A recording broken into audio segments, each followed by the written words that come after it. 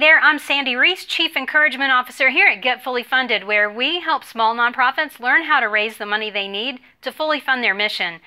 I'm here to help you learn how to master the art and science of fundraising.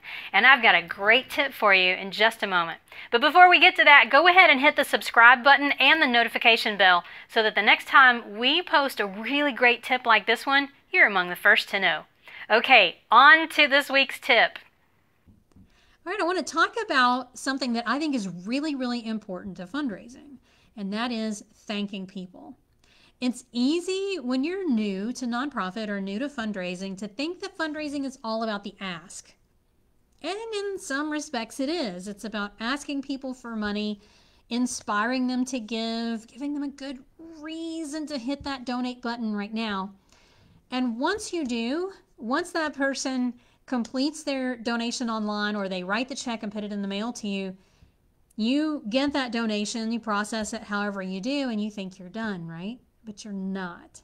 Because see, look, you're not finished once they make a donation. You're just getting started. Because what you really want is for that person who just gave you money to give again later, or to give bigger, or to become a monthly donor, or to become a major donor, or to connect you with a foundation they know about, or a business who could be a sponsor. You want that person to turn into a loyal, lifelong member of your supporter family, right? So here's what that means. That means that you have to see the thank you process as a very important step, not only in getting the donation, but in bringing that person closer in, because that's really what this is about. You want to think about that a lot of donors can be at arm's length. My little arms are kind of short, but you want to think about that a lot of times people are kind of, they're out there, and what you want to do is to pull them closer, because the closer you pull them to your organization, the longer they're going to stick around, the more they're going to give, and the more that they're going to tell other people about your organization. So this is super important. I hope you're getting this. I had this conversation with a client recently where they said, well, we don't really thank all of our donors. We just send a tax receipt at the end of the year. And I said, whoa, all right, that's wrong on so many levels. Another client said, well, we don't thank every donor. We only thank donors who give over $100. And I'm thinking, boy, you're missing the point here. This is not about your convenience in thanking people. This is about giving donors a good experience. So I want you to flip this on its head. I want you to stop thinking about what's easy for you. I want you to think about what gives the donor an experience that's so good that they share it with somebody else. It's so good that they open your next 3 newsletters. They open every email you send. They open every letter you send. They respond to everything. That's what we're looking for here. So let me give you 4 mistakes that most nonprofits make that I want you to avoid. Okay, mistake number 1 is not thanking the donor at all. That's what the first client was doing when they said, meh, we just send them a tax receipt at the end of the year. No. You need to thank every donor every time, the end. Did you get that? Let me say that again. I want you to thank every donor. I don't care how small the donation is or how big the donation is. You thank every donor every time they give, the end. This is non-negotiable. If you want to create a fundraising machine so that you can fully fund your budget, sorry, there goes the train. If you want to fully fund your budget, you have to take care of your donors. There is no other way. You want people to care. You want them to give. And this is part of how you do it. Now, your thank you needs to be warm and sincere and prompt. It needs to make the donor go, wow, I really love that organization. So you have to thank every donor every time, the end. You see, there's a cycle of giving. There's actually 2 parts to this. The first part is when you're asking and you're giving people a good reason to care, and they make a gift. They give, you have to receive that donation and thank the donor in order to close the loop or to send it back to the donor. So it kind of goes back and forth. Goes like this, right? The donor, for whatever reason, makes a gift. It swings over to you. You thank them and give them a receipt. Goes back to them. You're giving them more information, they make another gift, or they get more involved. This has to cycle on. If you don't thank, you stop the cycle, they're not going to feel complete, and they are probably not going to give again. So you have to thank them warmly, sincerely, promptly in order to complete that cycle. So mistake number 1 is not thanking the donors. Mistake number 2 is thanking people with a boring thank you letter. Oh, snooze fest, my friends. Most thank you letters are absolutely horrible. I'm a collector of good thank you letters. I have several that I keep in a swipe file that I share with my fundraising TV members. I love me a good thank you letter because it makes me feel good.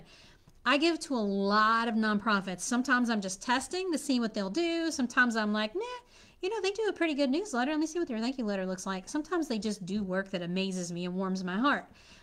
And I'm just stunned at the lack of effort that's put into a thank you letter. It's almost like they just slap something on the page just to call it done, and then they move on and they go on to other things. It's such a missed opportunity, such a missed opportunity, especially if it's an online gift. So I want you to really pay attention to this. Whatever tool you're using to facilitate an online donation probably has some default language, and you want to make sure that you warm that up. Don't use the same old stiff, boring default language. You want to make it yours. You want to customize it. You want, remember, this is your goal, for donors to read that and go, whoa, that's a cool nonprofit.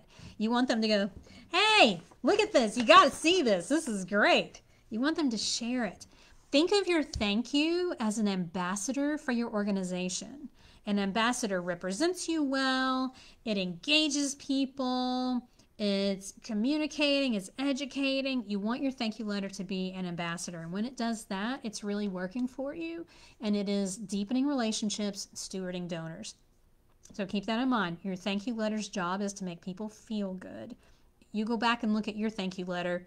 And if you read it and you're bored, trust me, your donors are going to be bored. So take this opportunity to go back and warm yours up, make it fresh, make it heartwarming so that it does touch people and make them go, oh, this is great. Okay, mistake number 3 is an arbitrary cutoff. So this is for those of you who are in the U.S. If you're outside the U.S., your rules may be different. Here in the U.S., your cutoff is $250. If somebody gives you a donation, a single donation of $250 or more, you are required to provide them with a receipt for that. You are not required to thank them. You're required to provide them a receipt. Best practice, refer back to what I said under mistake number 1. Thank every donor every time, the end. Don't care. So if you're saying, we only have to do it for people at 250 or more, you're missing the point. You're going to struggle with fundraising because you don't understand how important your donors are. I had another client tell me not too long ago, yeah, we thank people if the donation is over 100. I said, not anymore, you don't. Not on my watch. We're going to thank every donor every time, the end. So get rid of any arbitrary cutoffs. Now, are there times when you want to look at certain segments of donors for certain kinds of asks or certain thank you activities? Yes. Yes. One of the things that I love to teach clients, I love to teach my students, is how to do a donor acknowledgement plan. And in the acknowledgement plan, you start looking at how you can layer on a different level of thank you depending on how big the gift was. So let's say if somebody gives $100, they get that really prompt, warm, sincere thank you letter, and then maybe they get something else on top. At $250, maybe they get something else on top. At $500, maybe they get something else on top. So by the time they're giving you a $5,000 gift, there are layers of thanks and acknowledgement that are coming over a period of several months that make that donor go, wow, this organization really has their act together. This is amazing. Boy, I wish other nonprofits would thank me like this. That's what we're shooting for here. So that's a donor acknowledgement plan. You can actually go over to the blog at getfullyfunded.com and search for donor acknowledgement plan, and you will find it. And it'll walk you through how to do this and give you a sample. Okay, the last mistake that I want to touch on, I've already alluded to, and that is treating thanking donors as a clerical task. This is not just a box on your to-do list that you're going to do and check off just so you can hurry on to the other thing. I want you to really think about what you're doing here. Thanking people is an act of gratitude. It should be personal. It should be heartfelt. In other words, you should mean it. So I want you to really take the time to get this right. I'm going to challenge you to go back and look at your thank you letters, warm them up, and make them more personal, more to the point, so that they accomplish the job you want them to accomplish. Okay. Now, one of the things that I want to also touch on here is that there is a difference between a thank you and a receipt. Those are two different things. A receipt is almost a business practice. It can be a legal requirement. It's a document you're going to give a donor in exchange for the donation that they just made. So that may be a requirement. A receipt is one thing. A thank you is all about donor development. That's all about setting that donor up with a great experience so they want to give again and again. You can combine the two in one letter. You absolutely can. I've done this many times, where I take a letter and the top part of it is the warm, sincere thank you. And then sometimes what I'll do is I'll literally put a line, and a good donor tracking software will help you do this, where you can put receipt, and then you can put the date of their donation, and then whatever pertinent information you want to include about the donation that they just made. Again, your software can make that super easy. So you can combine a thank you and a receipt in the same document, and I recommend that you do that. I remember an organization that I gave to several years ago. I should really give again and see if they've changed it. They sent me back a thank you through the mail, I think because I had written the check and sent it to them through the mail, which that's a good idea. You want to thank people based on the way that they give the donation. They sent me back an envelope that had two separate pieces of paper in it. One was a receipt, and it had like this much text on it, so obviously there was a ton of empty space, and the other one was a letter. And I remember thinking, why did you do that? Why wouldn't you just put those on one piece of paper? Well, they weren't thinking about how that was going to come across, because, you know, many of you are probably like me. I'm thinking, that's a waste of paper. You shouldn't do that. Like, waste of paper is not environmentally friendly, and it's a waste of resources. It's a waste of your money, because you're going to have to buy twice as much paper. And I remember thinking, why don't they just put this on one piece of paper? For them, they were probably generating one out of one software and maybe one from a different method or something. They were doing what was convenient for them.